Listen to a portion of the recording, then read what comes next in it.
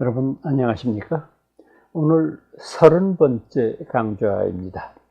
지난 시간에 제가 선종의 등장이라고 하는 주제로 초조 보리달마에서부터 육조 해능에 이르기까지의 과정과 이제 특히 육조 해능의 드라마틱한 삶에 대한 말씀을 드렸는데, 이번 시간에는 이 선종의 발달을 가져온 가장 구체적인 여러 요인들은 무엇일까 하는 점을 말씀드리려고 합니다. 제가 지난 시간에 이제 신수를 많은 대중들이 의지하고 그에게 이제 육조를 기대했다가 오히려 엉뚱하게 해능이라고 부르는 이제 어디에서 왔는지도 모르는 그런 이가 육조에 올랐다라고 하는 말씀을 드렸는데, 그때부터 이 육조와 그 다른 사람들 간의 대립이 있게 됩니다. 그래서 육조 해능의 선종을 우리가 뭐라고 부르느냐 하면, 이 양반이 남쪽 출신이기 때문에 남종선이라고 부르고, 신수라고 하는 사람은 북쪽 출신이기 때문에 신수와 그 일파는 북종선이라고 부르게 되어서 아주 제일 처음에 선종의 분파가 있게 되었는 것이 바로 이 해능과 신수의 대립에서부터 비롯된 것이라고 볼 수 있는데, 자, 우선 앞서 말씀드린 대로 선종은 어떤 방편을 쓰건 간에 교종과의 차별화를 시도할 수밖에는 없는 것인데, 이 선종 발달의 가장 근본적인 제일 원인은 뭐냐 하면, 바로 선종에서는 스승과 제자의 이어짐, 즉 사자 전승의 법통이라고 하는 것이 철저하게 이행되고 있었다고 하는 점입니다. 그러니까 물론 교종에도 없었던 건 아닙니다. 교종에서도 분명히 스승이 제자를 지명하기도 하고, 또 제자들이 스승에게 청하기도 해서 그런 어떤 것이 이어집니다만은, 선종의 경우에는 그런 형식적인 것보다도 더 소중하게 생각했던 것이 뭐냐 하면, 스승과 제자 사이에 끊을 수 없는 어떤 혈통을 잇는다고 하는 그런 전통입니다. 그래서 선종에서는요, 이 법의 이어짐을 뭐라고 부르느냐 하면은 혈맹론이라고 합니다. 우리가 보통 속가에서 자식을 낳고 키우고 이 대가 이어지는 것을 혈통이 이어진다고 말하는 것처럼, 선종의 법맥은 혈통의 이어짐이라고 하는 것으로 쓰는 그런 독특한 사자 전승의 법통이 굉장히 중요한 하나의 전통이 되어 왔다라고 하는 점입니다. 두 번째로 저희들이 이 선종 성공의 원인을 말했을 때에는 역시 선종이 가지고 있었던 노동 중시의 경향이었을 거예요. 이 노동 중시의 경향이라는 것은 인도 불교와 중국 불교가 대립하는 가장 근본적인 원인이 되는 것인데, 인도 불교에서는 출가한 스님들이 경제 활동을 하거나 또는 사회적인 일에 개입하는 것 자체를 굉장히 잘못된 일이라고 생각했어요. 그래서 이분들은 세속을 초월해 있는 분들이니까, 세속을 초월해 있는 분들은 열심히 수행하고 열심히 공부하는 일이 본업이지 다른 일을 하는 것은 옳지 못하다고 생각했습니다. 그러다가 보니까 인도에서는 스님들의 존재가 일종의 치외 법권의 존재나 마찬가지입니다. 세속법의 저촉도 받지 않고, 이분들은 말 그대로 자유자재로 독신 생활을 유지하면서 천하를 유람하고, 그러니까 불교의 스님들만 그런 것이 아니라 다른 인도 종교의 스님네들도 그런 비슷한 삶을 살았던 거예요. 그래서 인도에서는 출가 수행자를 뭐라고 부르느냐면 슈라마나라고 불러요. 슈라마나.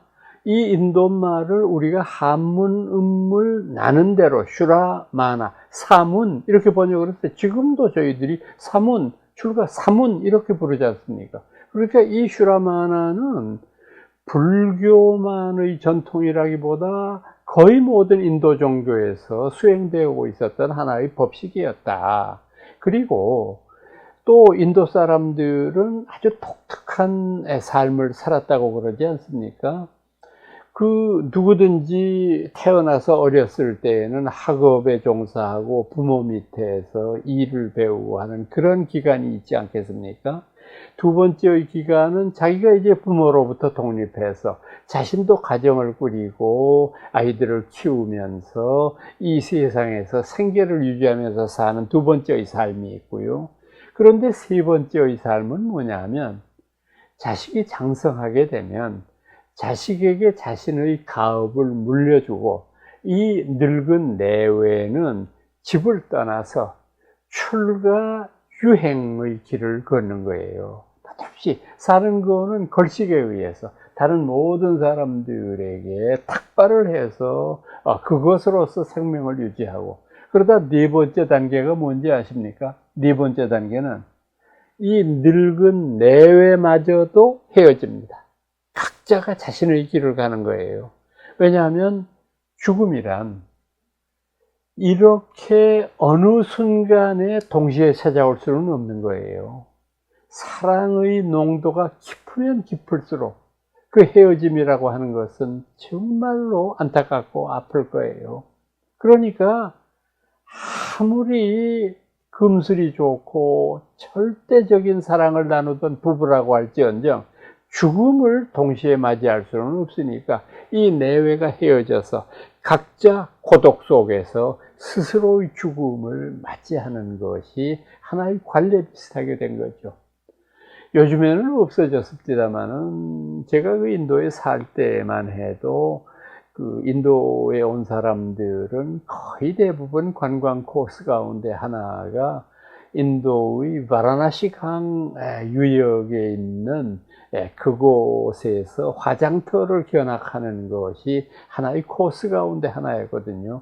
바라나시라고 부르는 도시는 아주 독특한 것이 간지스강이 굽이쳐 돌면서 삼각주로서 어떤 하나의 도시를 만들어 놓은 것이 바로 바라나시입니다. 그러니까 인도 신화에 의하면 이 간지스강이 굽이쳐 돌아서 바라나시를 만든 이 지역은 인도의 파괴를 맡았던 신 가운데에서 쉬바 신이 머리를 감은 곳이라고 하는 그런 전설이 있는 곳입니다.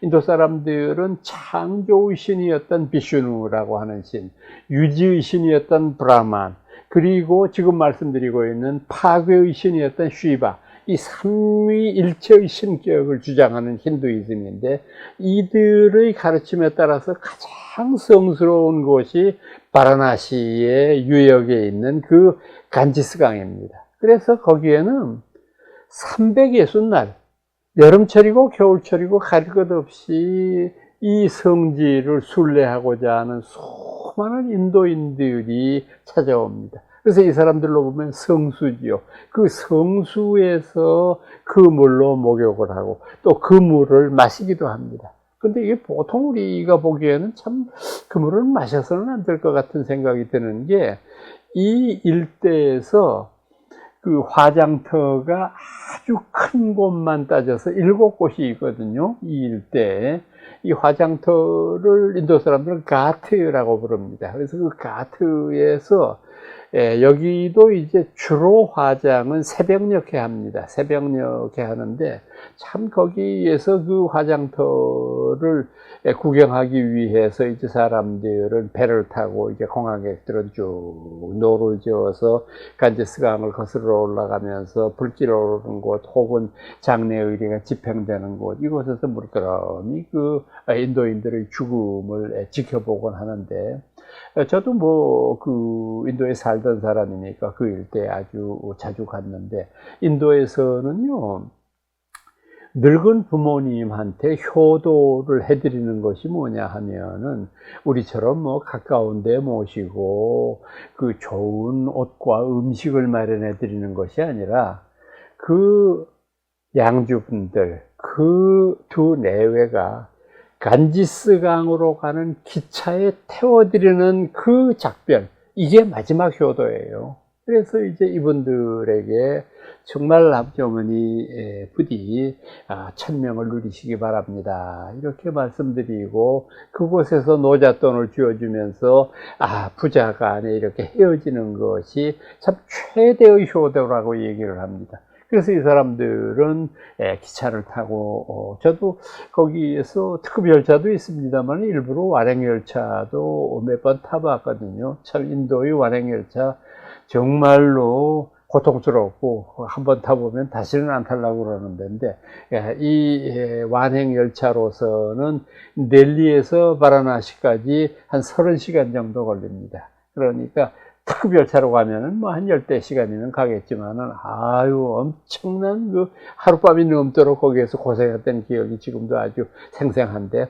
그렇게 해서 이 양조분들이 바라나시에 내리게 되면 그 일대에서 이제 노숙을 하겠죠. 뭐 방법이 없잖아요. 다른 방법이. 그러니까 이제 노숙이라는 게, 물론 뭐 인도의 겨울철에는 조금 쌀쌀한 거는 사실이지만은, 인도는 뭐 사계절이 있는 것이 아니라 항상 덥기만 한 나라니까 담요 몇 장 가지고는 바깥에서도 뭐 얼어 죽지 않을 정도니까. 그래서 인도 사람들은 그 겨울에 최저 기온이 10도 아래로 내려가면 얼어 죽잖아요. 우리는 보면은 10도 정도면은 뭐 그 서늘한 정도인데 그거 왜 그러나 싶지만 인도에서는 그렇지 않습니다. 그러니까 이 사람들이 와서, 제가 제일 처음에 인도에 갔을 때 그 사람들이 있는 것이 저는 전부 다 거진 줄 알았어요.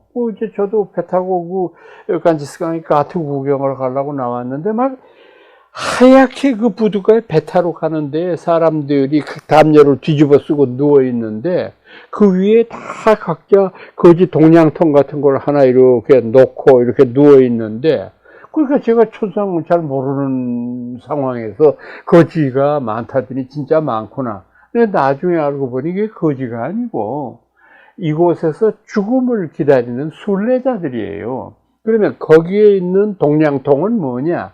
자기 장례 비용을 보태달라는 거예요. 장례하려면 우선 장작은 떼야 되니까요.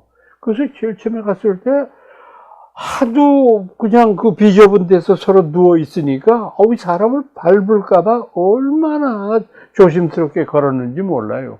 근데 들어가는 입구에 보니까 나 같은 외국 사람들을 위해서 동전 바꿔드립니다 라고 써 있어요, 영어로. 그래가지고 동전을 바꾸니까 한 10루피 정도, 그냥 우리 돈으로 한 2,500원, 3,000원 정도 되는 거를 바꾸니까 양쪽 주머니에 터져나갈 듯이 많이 주더라고요. 그래서 그걸 가지고 하나씩 이렇게 누워있는 그 분들 그 머리맡에다가 던졌는데 조금 지나니까 다 없어지더라고, 그게.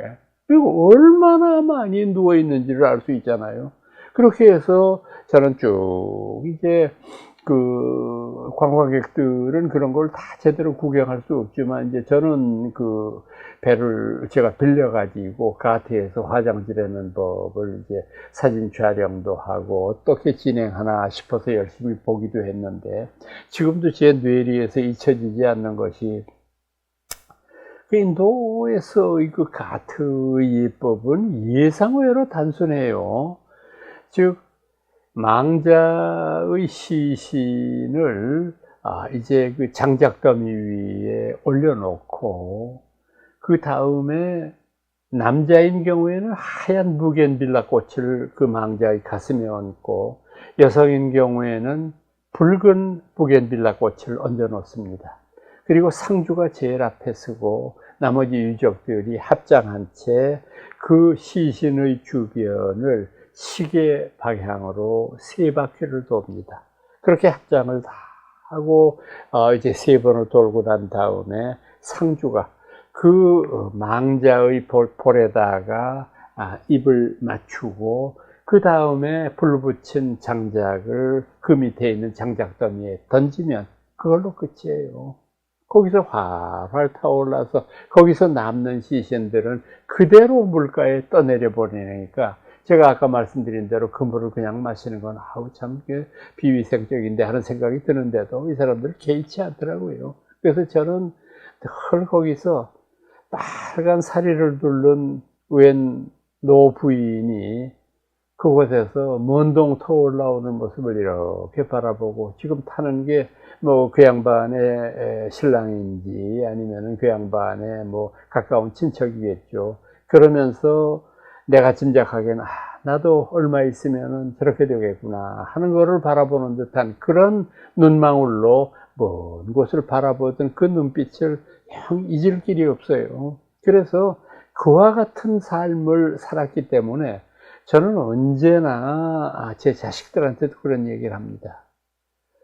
인도에 가면은 내가 쉽게 죽을 것 같다. 너무 죽음이 가까이 있으니까, 문 밖에 죽음이 있으니까. 그런데 한국에서는 죽기가 너무 어려워. 우리 한국 사람들 죽음을 생각할 때 여러분 생각해 보세요. 뭐가 그렇게 중요한지 임종을 지켰느냐 아니냐 가지고 굉장히 따지잖아요. 그래서 아직도 유가적인 그 전통이 남아 있어서 자식들이 부모님의 임종을 지키지 못한 것은 불효라고 생각하고 유언을 듣지 못한 것을 한스럽게 생각하는데, 제가 조금 심하게 말하면은 꼭 숨 넘어가기 전에 말해야 유언입니까? 얼마든지 그 전에 자식들에게 하고 싶은 말 다 할 수 있잖아요, 상할 때. 그리고 또 우리나라 사람들은 죽을 때 꼭 안방에서 병풍 쳐놓고 빨간 보려 위에서 죽어야 돼. 그게 호상이야. 근데 왜 그렇게 죽어야 되는지 저는 이해가 안 돼요. 사람의 죽음이라고 하는 것은 누구에게나 찾아오는 것이고 겸손하게 죽음을 맞이하면 되는데, 뭐 그렇게 3일장, 5일장 복잡하고, 뭐 요새는 안 하기는 합디다마는 뭐 곡을 하고 무슨 뭐 거기 상가에서 상주 위로한답시고 술 마시고 그냥 거기서 화투 치고, 참 이제는 많이 없어진 거지만은 그래도 아직까지 그런 나쁜 풍습들이 남아있고, 허례허식을 일삼는 것으로 장례 의례를 삼는 것은 저는 참 잘못된 일이라고 생각하는데, 그런 의미에서 저는 인도에서는요, 그 가트까지 가는 행렬도 처음에는 저게 장례 행렬인 줄 몰랐어요.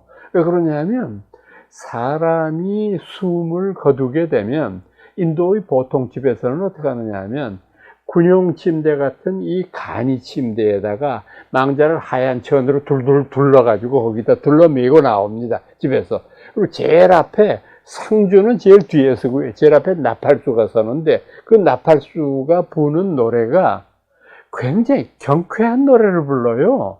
장송곡은 되게 좀 엄숙하고 그래야 되는데도 그냥 흥겹고 어깨춤이 절로 나는 그런 빠른 곡조의 노래를 부릅니다. 그래서 저는 처음에 뭘 미국 가나 저 사람들이 이사를 하나 그랬어요. 근데 그게 시체를 가트로 옮기는 의례였어요. 그리고 상주들이 뒤에 서는데 상주들이 깔깔거리고 웃고 서로 장난치고 그래요.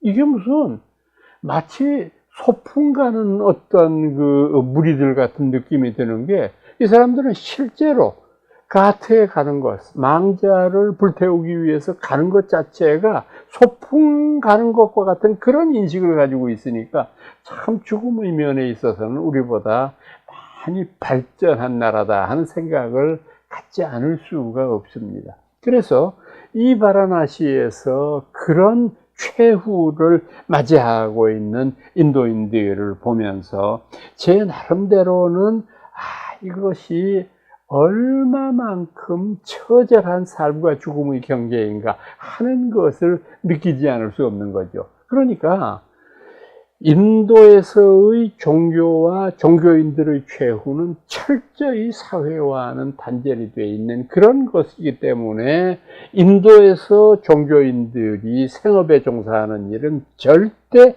용납될 수 없는 일인데, 이런 전통이 중국에 오게 되면은 엄청난 비판을 받아요.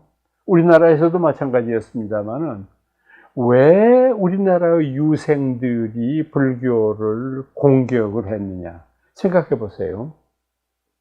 우선 스님네들이 머리를 깎고 산속에 깊이 들어가 있으면 그 스님들한테는 세금이 면제가 돼요.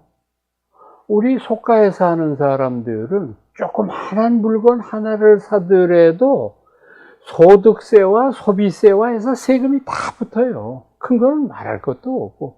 근데 스님들은 그런 것을 하면서도 세금을 내지 않아요.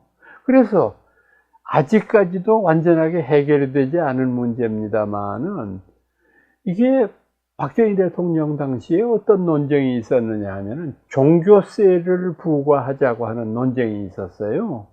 그래서 사실 생각해 보면은 이 종교에서 거두어들이는 여러 가지의 돈들을 세금을 부여하지 않고 그냥 그 성직자들 마음대로 써버리는 것은 이건 위법이라고 본 거죠. 그래서 과세를 하려고 드니까 모든 종교가 다 들고 일어나서 이거는 종교 탄압이다. 아, 참, 말도 참 희한하게 만들어내죠. 그게 무슨 종교 탄압입니까? 세금이라고 하는 것은 죽은 다음에까지 온다는 것이 무서운 그 세금의 정의 아닙니까? 그러니까 이것도 우리가 분명히 정의를 하고 넘어가야 될 필요가 있는데, 아무도 지금 그 말 계속했다가는 좋을 게 없으니까.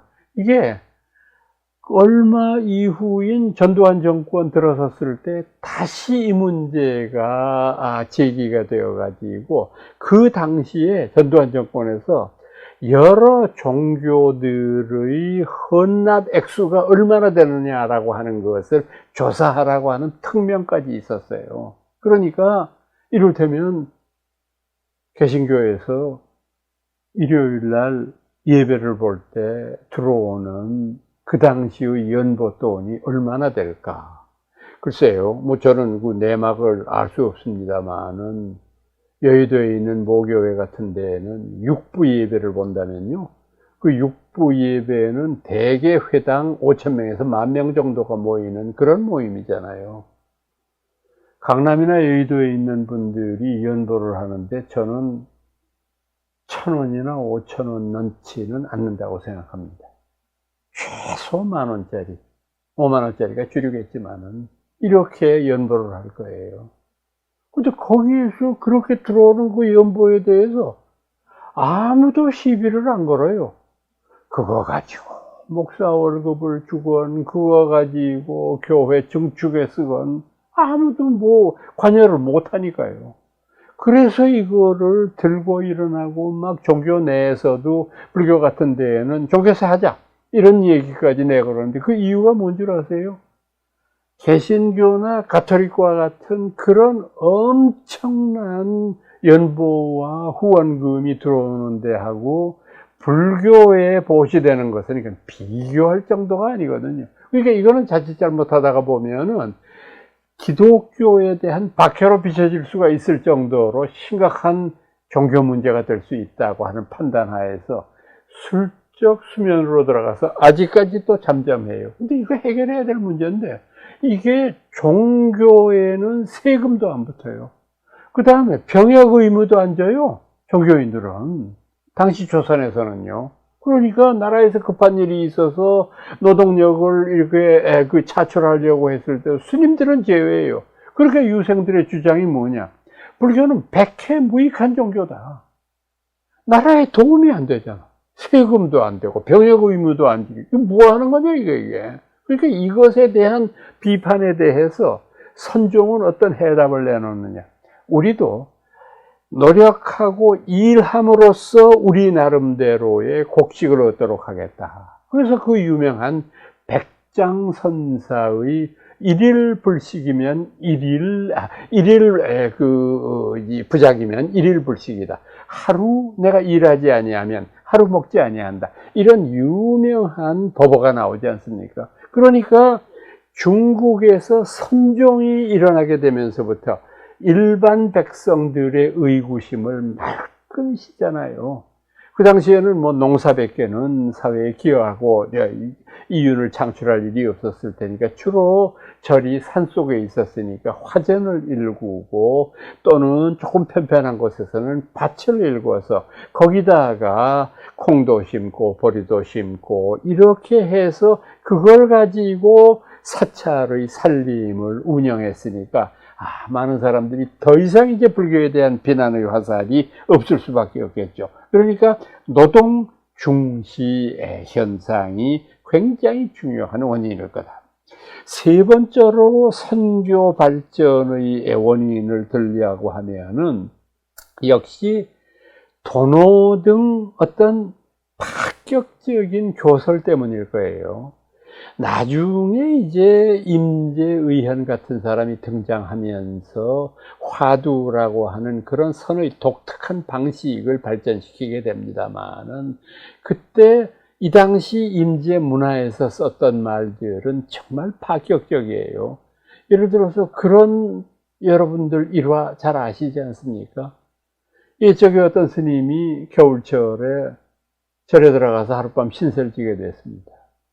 그래서 절에서 스님이 기식을 하는데 새벽 예불 모시기 전에 이 양반이 법당에 들어가가지고 법당에 있는 불상을 다짜고짜로 깨고 그것을 마침 목상이었던 모양이죠. 그 목불을 다 깨가지고 이걸 불쏘시로 만들어가지고 법당 안에다가 불을 피워놓고 앉았어요.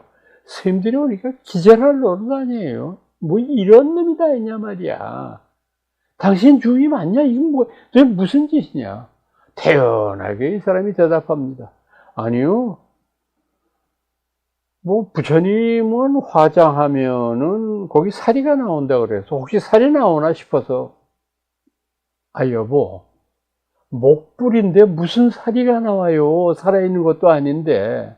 그때 이 스님이 대가를 합니다. 사리도 안 나온다면서 뭐가 부처야? 참 이것은 우리가 그냥 납득하기 어려운 기행이잖아요. 이런 일들을 선종의 스님들이 합니다. 그래서 선종에서 이런 말도 하지 않습니까? 조사를 만나면 조사를 죽이고 부처를 만나면 부처를 죽여라.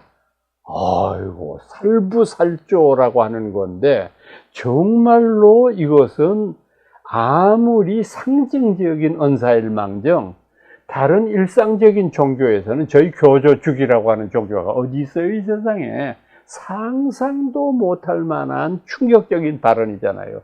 그런데 선종에서는 이런 발언을 통해서 많은 사람들한테 파격적으로 접근하는 것이다. 거기다가 마지막으로는 오직 마음뿐이라고 하는 이런 독특한 교정의 가르침이에요. 이건 이제 제가 다음 시간에 다시 말씀드리려고 하는데 도노에 대한 그런 가르침인데 이를테면 여러분들 그런 생각을 한번 해보세요. 오직 마음뿐 하는 것을 주장하는 선종에서는 마음을 깨치면 곧 부처가 된다 이렇게 가르치잖아요. 마음을 깨치면 부처가 된다. 그런데 교학을 공부하는 사람한테 교학을 완성하면 부처가 된다라고 말했을 때 교학을 완성하는 게 얼마나 어려운 일이겠어요. 우리가 대학에서도 학부와 석사과정, 박사과정이 있는 것처럼 스님들 공부하는 승가대학에서도 강원에서 공부하는 거 한번 생각해 보세요. 사집과 사교를 거쳐서 대교에 이르기까지 요즘에는 뭐 그런 그 연한이 많이 퇴색돼 버리기는 했습니다만은 6년에서 7년의 세월이 걸리잖아요. 그렇게 열심히 하는데 선종에서는 한 소식 한다고 하는 것이 우장짱 머릿속에서 한 번 번개처럼 스쳐 지나가면 깨침을 얻고 바로 부처가 된다 이거예요. 이러니 참 오래도록 수행하는 것이 지겨운 사람들한테는 매력적일 거예요. 이런 가르침 자체가. 그러니까 이런 파격적인 가르침이 굉장히 많은 사람들한테 어필했을 것이다. 다만 그렇다고 해서 이 선종의 가르침이 전부 다 올바른 것은 아닌 것이 조금 선종이 지금까지 남긴 폐습도 없지 않습니다. 그건 뭐냐 하면은 우선은 집요한 문중의식이에요. 선종에서는 자신들의 문중과 이어짐이 혈맥이라고 표현할 정도로 문중을 중요하게 여기거든요. 나의 문중이 소중하다가 보면 남의 문중은 소홀해지고 배타적이게 되기가 쉽거든요. 그러니까 이 문중의식이 남아있다고 하는 것은 병폐로 생각해야 될 것이고, 또 다른 하나는 불교 의례나 불교의 전통적인 형식 문화가 단절된다고 하는 점입니다. 이것도 참 우리가 깊이 생각해야 될 문제 가운데 하나예요. 우리가 사실 불교 의례라고 하는 것이 뭐 일반 사람들이 알아듣기 어려운 일입니다만은 발전해온 과정을 보면 범패라고 하는 것과 그 다음에 이것이 승무라고 하는 것으로 발전되어 가는 과정을 보면 이게 분명히 대중교화의 한 방편이었다고 하는 걸 알 수 있습니다. 그런데 이런 것들을 철저하게 단절시켰던 것이 바로 선종이거든요. 선종에서는 이런 형식적인 일을 타파해야만 마음의 진실이 드러난다고 생각을 했기 때문입니다. 그래서 이런 것들은 선종이 조금씩 개선해 나가야 될 문제점이 아닌가라고 생각해 보았습니다. 오늘은 여러분들께 선종 발전의 요인, 이런 주제로 말씀드렸습니다. 저는 다음 시간에 다시 뵙겠습니다. 여러분 안녕히 계십시오.